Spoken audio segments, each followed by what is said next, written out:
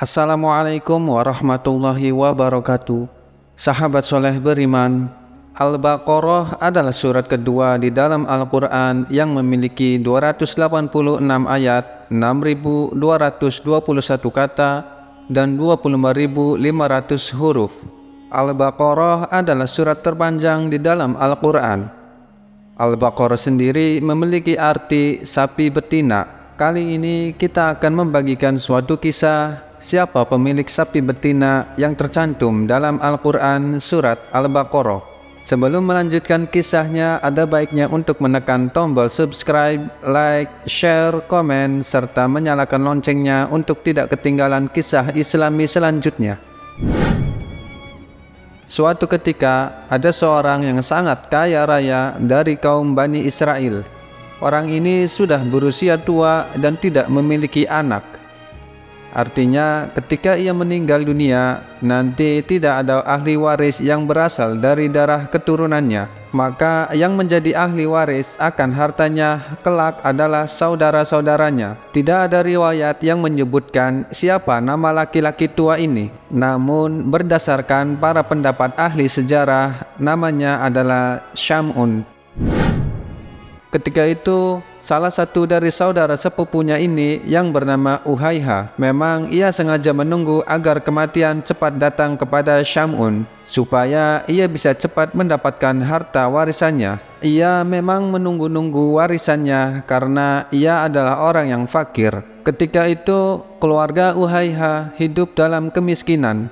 Ditunggunya sebulan, 2 bulan, bahkan sampai bertahun-tahun. Ternyata maut tidak juga menjemput Syam'un. Akhirnya, atas godaan dari syaitan, terbesit suatu rencana di hati Uhayha untuk membunuh saudara sepupunya ini.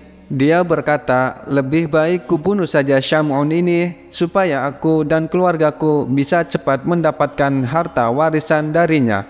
Dan tibalah hari di mana Uhayha akan melaksanakan aksi bejatnya ini. Ia pun membunuh Syam'un. Lalu untuk menutupi kesalahannya, Uhayha membawa jasad Syam'un ke pinggir kota. Tujuannya supaya orang-orang antara kedua kota itu saling menuduh satu sama lain. Kaum Bani Israel ini terdiri dari 12 kabilah yang mereka ini mempetak-petakan wilayahnya. Kemudian jasad Syam'un ini diletakkan di perbatasan di antara dua kabilah tersebut. Ketika suatu pagi, jasad Syam'un ditemukan oleh seorang warga yang lewat di daerah itu. Maka pada saat itu ia mengenali jasad manusia ini yang bernama Syam'un. Lalu orang ini pergi ke saudara sepupunya untuk memberitahu akan hal ini. Orang ini berlari ke rumah Uhayha, kemudian mengabarkan bahwa Syam'un ditemukan tewas di perbatasan. Agar tidak dicurigai, Uhayha pun pura-pura terkejut dan ia menangis dengan kerasnya.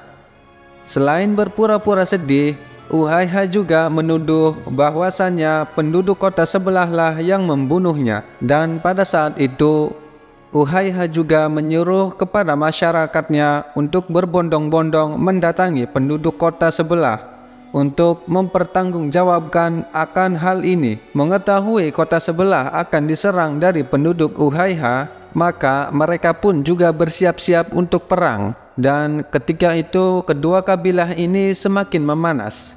Mereka saling menuduh satu sama lain. Ketika konflik sudah mau dimulainya peperangan, tiba-tiba datang seorang kakek-kakek yang berusaha meredam emosi kedua kabilah ini. Kakek ini berkata, "Saudara-saudara sekalian, jangan biarkan setan menguasai kalian. Bukankah di tengah-tengah kita ada seorang Rasul? Mengapa kita tidak pergi menemui Nabi Musa untuk menanyakan keadilan akan tragedi ini?" Dan akhirnya kedua kabilah ini secara beramai-ramai menemui Nabi Musa. Lalu mereka pun menceritakan kronologis akan tragedi ini kepada Nabi Musa. Kemudian Nabi Musa pun berdoa kepada Allah Subhanahu wa Ta'ala agar diberi petunjuk untuk mengetahui siapa pembunuh dari Syam'un ini.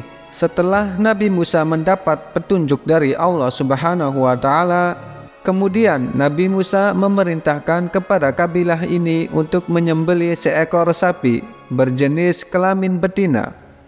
Mendengar hal ini, ketika itu orang-orang dari kabilah tersebut menjadi heran dan bingung, apa hubungannya antara orang yang mati dibunuh dengan menyembelih seekor sapi. Kemudian orang-orang ini bertanya kepada Nabi Musa, "Wahai Nabiullah, apakah engkau hendak menjadikan ini sebagai candaan?" Nabi Musa pun berkata, "Aku berlindung kepada Allah Subhanahu wa Ta'ala agar tidak menjadi salah seorang dari orang-orang yang jahil." Menurut para ulama mengatakan, di dalam hati orang-orang Bani Israel ketika itu masih menuhankan sapi, sebagaimana kisah yang diceritakan bahwasanya Samiri pernah membuat patung sapi untuk menggantikan Allah Subhanahu wa Ta'ala.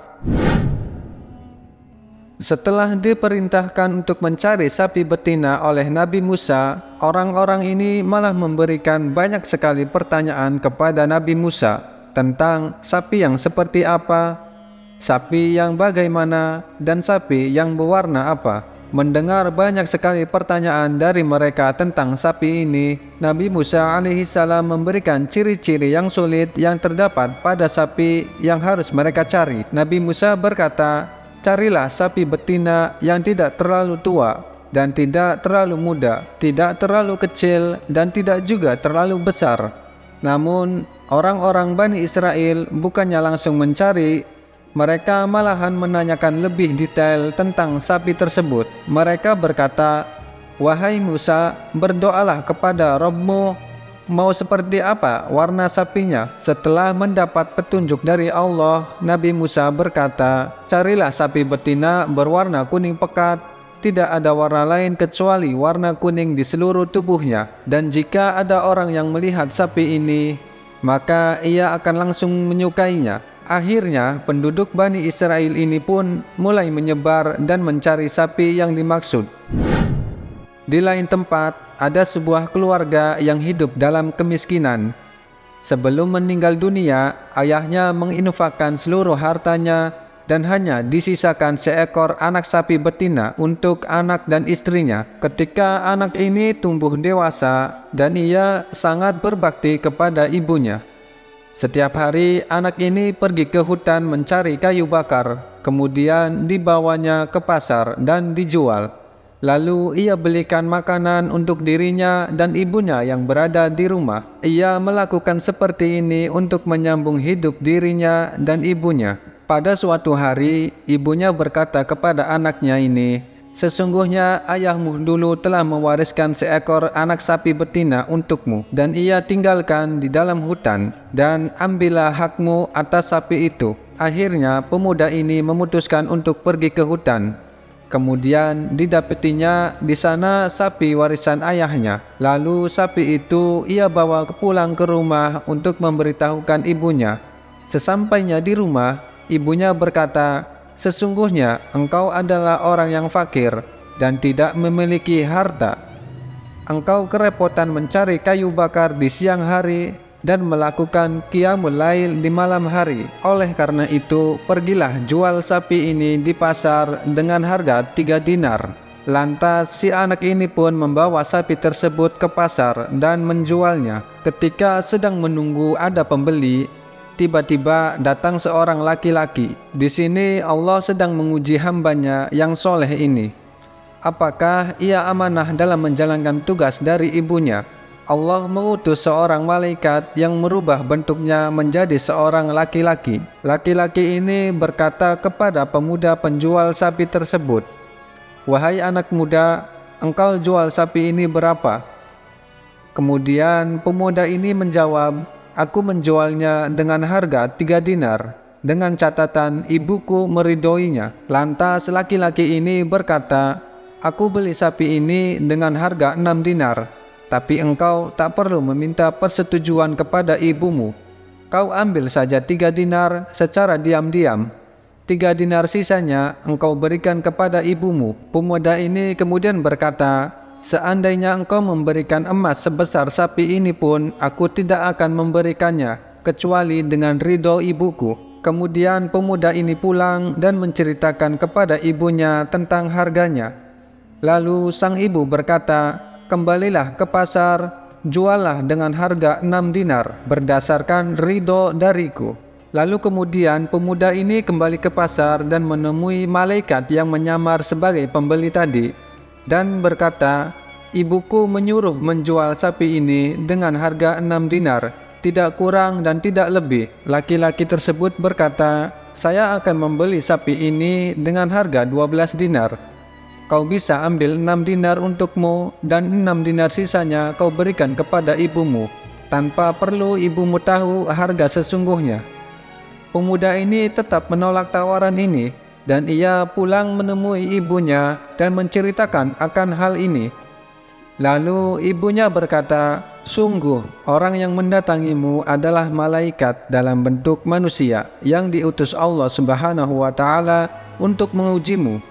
Jika ia datang lagi, katakan padanya, 'Apakah engkau memerintahkan kami untuk menjual sapi ini atau tidak?'" Dan pemuda ini berangkat lagi ke pasar.